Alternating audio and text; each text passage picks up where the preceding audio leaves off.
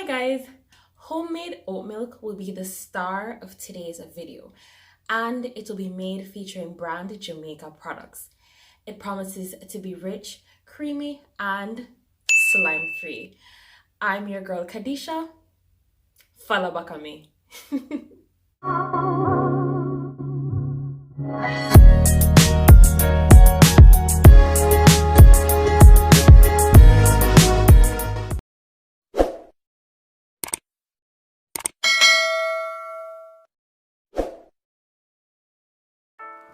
So for this recipe, I used ice cold water. I also used vanilla extract.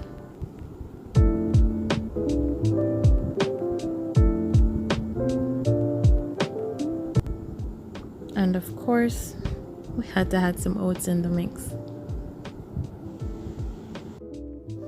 To my blender, I added a cup of oats,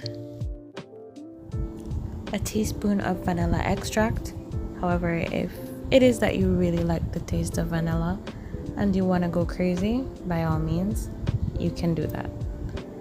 Then we'll go ahead and add in our ice water. So for this recipe, I used 4 cups of that. So the best part about making your own milk is that the recipe is definitely modifiable, guys. So say for example you didn't want such a large batch, then you can definitely use less water. If you wanted it to be more rich and creamy, then of course use less water. If you prefer it to be on the thinner side, then you use more water. It's as simple as that. And if you preferred sweetened milk, this would be the time to add sweeteners or spices of your choice. So once you're all done with that, you're gonna get to the blending, which is the fun part of this. So as you go into blending, you want to do it until it's creamy and smooth, and that only takes like about 30 seconds to happen. So try not to blend for much longer than that, because the actual heat from the blade will begin to cook the oats, and that will give you slimy milk, and you don't want that. So now we get to the part that is my least favorite of making this, which is the straining. And I'm using a double layered strainer. If you do have a nut milk bag or a cheesecloth, by all means, that is the preferred method. However, I could not bother to search for my cheesecloth, and plus I didn't want to wash it, so yeah, a strainer it is. Then I'm just gonna work my way through with this spoon until I get as much of the milk out as I can.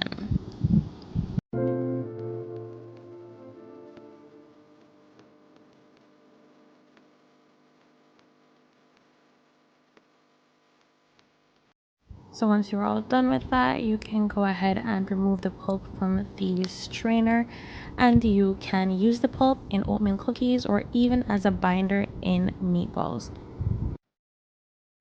So just to be on the safe side, I went again and strained this mixture 2 other times. This is just to make sure that I got all the impurities out and that my milk was smooth and creamy.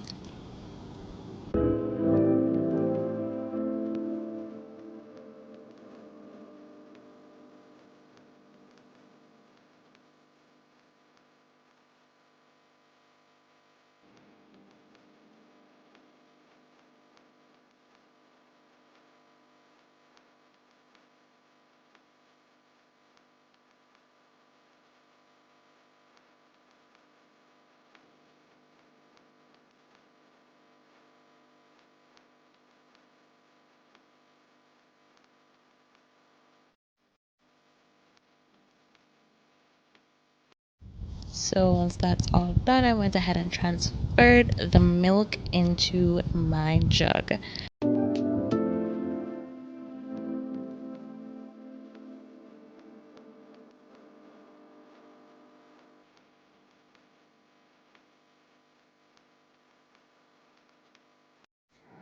So besides being really budget friendly, this milk is also a really great plant-based alternative. So say for example someone has a nut allergy, then this would definitely be a great alternative for that person. So as you can imagine, this milk works best when used in cold dishes. So if you're a huge cereal fan, then this would definitely be a nice little alternative.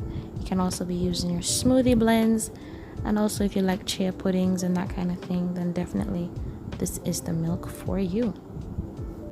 I do hope you enjoyed today's video, and if you did, don't forget to like, share, comment, and subscribe to my channel.